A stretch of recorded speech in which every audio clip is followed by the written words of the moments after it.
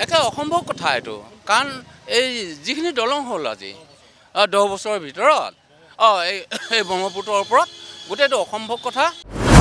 সিদিনাখন ময়ো সেই ভাস্কৰ বৰ্মাৰ সেতুখনেৰে পাৰ হৈ আহিলোঁ, দেখি মই নিজকে ধন্য মানিছোঁ।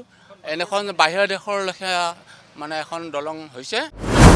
আজি আমাৰ বিজেপি চৰকাৰখনে বিভিন্ন শিতানত প্ৰাপ্যজনে যিটো পোৱা উচিত সেই বস্তুটো আজি পাইছে। আজি নিবনুৱা চাকৰিয়ে কওক আৰু কোনোবা এজন উপযুক্ত মানুহে যেনেধৰণৰ যিটো সন্মান পাব লাগে সেইটো আজি পাইছে। দলংকেইখনো উন্নত মানৰ হৈছে আৰু এই সুযোগতে মই সেয়েহে অসমবাসী ৰাইজক মই জনাব বিচাৰিছোঁ যে আমাৰ ৰাস্তা ঘাটৰ পৰা আজি বিভিন্ন ধৰণৰ অনুষ্ঠান প্ৰতিষ্ঠান যেনেধৰণে আগবাঢ়িছে, সেইকাৰণে বিজেপি চৰকাৰখনকে মই বিচাৰোঁ।